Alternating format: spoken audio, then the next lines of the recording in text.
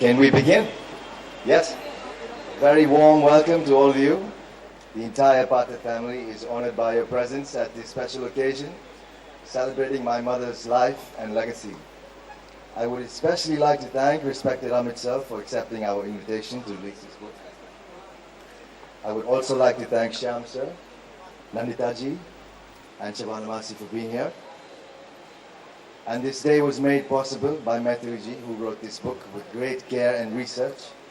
Thank you, Maithili ji, for this enduring gift. And a huge thanks to Shantanu for publishing this book. Even though I never had the fortune to know my mother throughout my life, I have got to know and understand her through the body of her work. And through my grandparents, especially my grandmother, who is not with us today. I miss her every single day. My mother will always be a great role model for me. She will continue to inspire me to be a better actor and, more importantly, a better human being. This celebration affirms my profound pride in being her son. It is a special privilege to be celebrating her life and her legacy amidst all of you. Thank you for being with me and my family.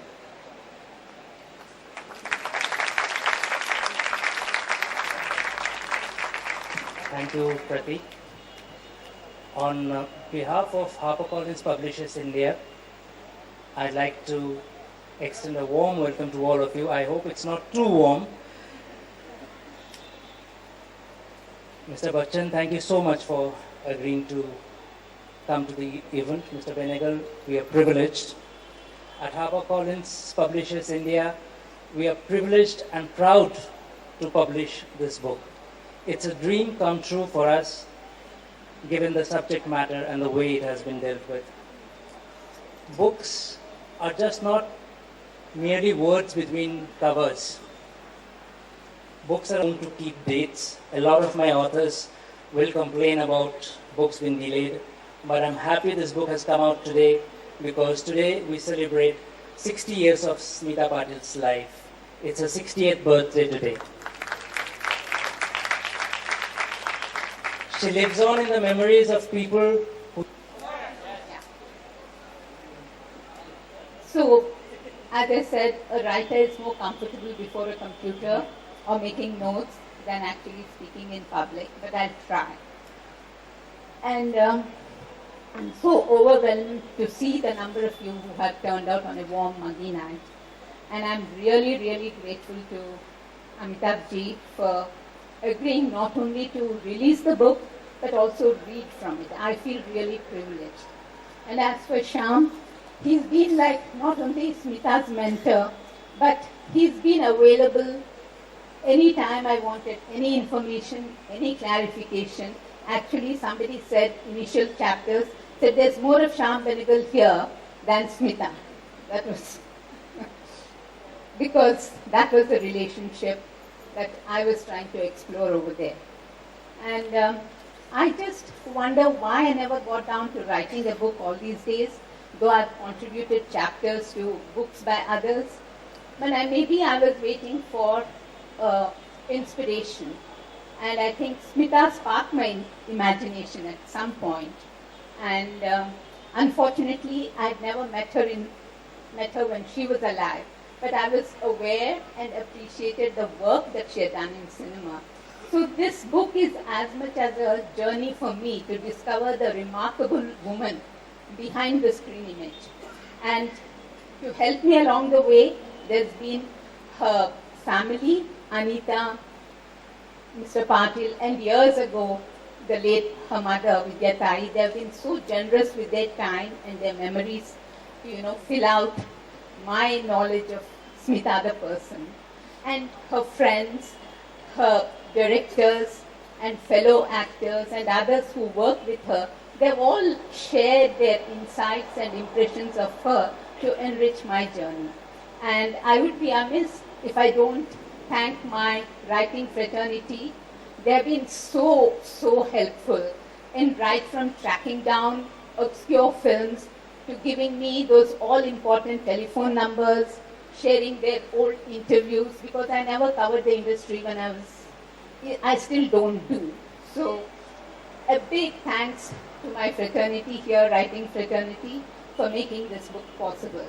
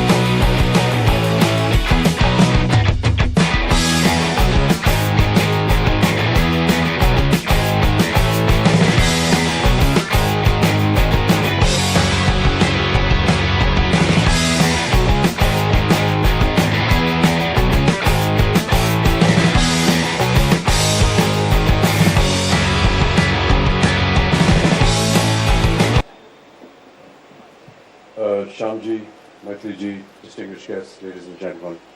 At the outset, my deepest apologies for being late this evening. There was a deep-rooted controversy that was hatched on the highway today, and they succeeded in breaking my tradition of arriving punctually at almost all functions, so I do hope you will excuse me.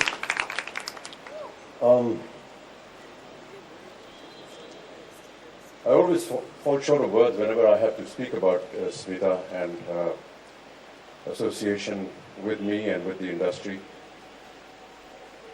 From the very first moment that we came to know of her was through her face on television. And there was always something very unusual about the way she presented herself, about the way she looked, about the way she conducted her life.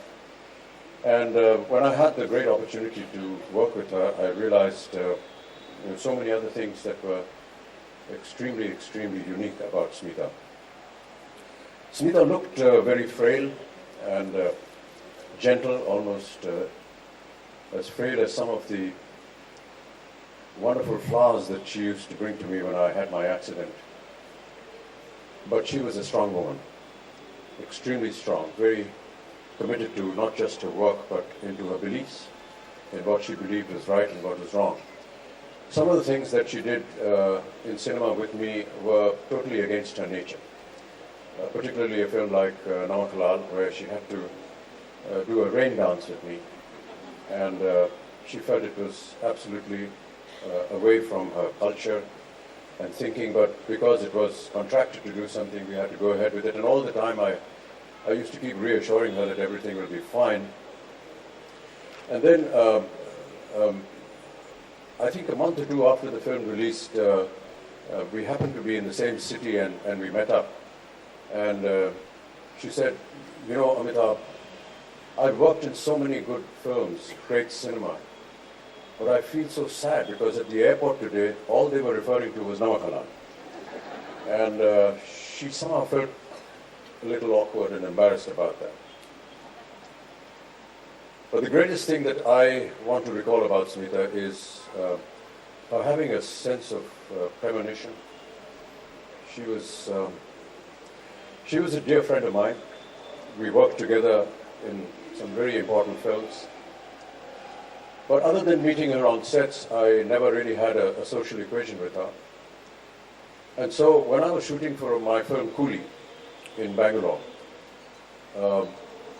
one night, very late, almost 2 o'clock in the morning, the hotel receptionist called and said, "Do you have a phone call, sir, and would you like to take it?" So I said, "It's really late and I have to get up early." "Who is it?" They said, "It's Smita Patil." This was a shock to me because I had never ever spoken to her on the phone. Neither had she called nor I called her. And I felt that maybe, there's something wrong and I need to take this call, so I did. And she said, "Amitabh, are you all right?" I said, "Yes, why?" "No, I just had a very bad dream and I was thinking about you and I hope you keep healthy and I hope you keep well. And I just had to talk to you and tell you about this." So I said, "Oh, thank you, I'm doing fine and shooting's going on well." The next morning, I had my accident in Coolie. And I cannot but think of those moments when Smita had this premonition about something going wrong with me. I've read through some of the portions of this book, and I must congratulate you, Maithili, for really putting across the book in a great amount of elegance and in eloquence as well. There are portions which have been very deeply researched, and many of you who did not know her, as Maithili did not know her, she has put together something which will give an indication of who and what Smita Patil really was. I'm going to read a few portions of this book a little later, but these are some of the words that I remember today about Smita. She was ill during a time when I was about to travel to Mauritius, and I finished very late at night here at a concert and caught a flight to Mauritius, and when I reached Mauritius, she had left us. it'll always be one of my most saddest moments, because she was not just a dear friend and colleague, but a great human being. Thank you, ladies and gentlemen. Thank you, Mr. Bachchan. Mr. Benegal, a few words from you.